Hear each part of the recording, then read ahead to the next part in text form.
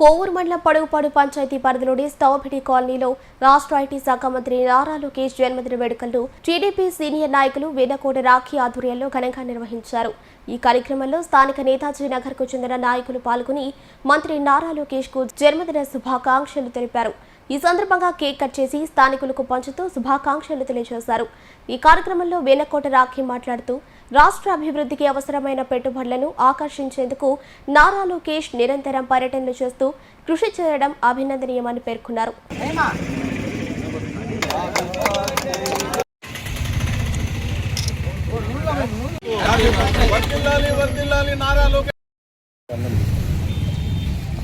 మీ అందరికీ తెలుసు, గత ప్రభుత్వంలో తెలుగుదేశం పార్టీ నాయకుల్ని అరెస్టులు నానా రకాలుగా ఇబ్బంది పడుతూ ఉంటే ఈ రాష్ట్రంలో తెలుగుదేశం పార్టీని కాపాడుకోవాలా, నాయకుల్ని కాపాడుకోవాలని యువగలాన్ని నడిపిన నాయకుడు మన లోకేష్ బాబు గారు.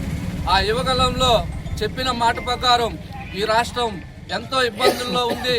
మన ఈ యువత మొత్తాన్ని ఒక గాడిలోకి వాళ్ళందరికీ ఉద్యోగాలు కల్పించాలంటే మనం ఈరోజు దావోస్ పర్యటనకి వెళ్ళి అక్కడ ఆయన కంపెనీలను తీసుకొచ్చి ఈరోజు మన రాష్ట్రానికి కొన్ని 20 లక్షల ఉద్యోగాల దాకా తీసుకురావడం జరుగుతూ ఉంది. ఎందుకంటే కుటుంబంలో తండ్రి బాగుంటే ఆ కుటుంబం బాగుంటుంది అంటారు.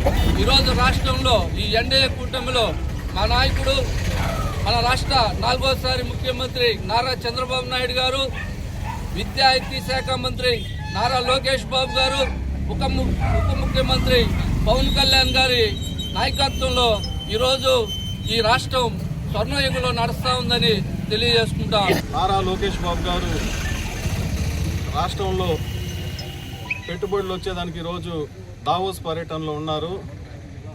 ఒక రకంగా చూసుకుంటే గతంలో చంద్రబాబు నాయుడు గారు ఐటీ కోసం హైదరాబాద్లో ఏ విధంగా అయితే కృషి చేశారో అదేవిధంగా పెట్టుబడులు తెచ్చి రాష్ట్ర యువతని డెవలప్మెంట్ చేసేదానికి ముందుకు తీసుకోపోయేదానికి నారా లోకేష్ బాబు గారు వైజాగ్లోనే కానీ అమరావతిలోనే కానీ ఎన్నో సాఫ్ట్వేర్ కంపెనీలు తీసుకొచ్చేదానికి కృషి చేస్తున్నారు.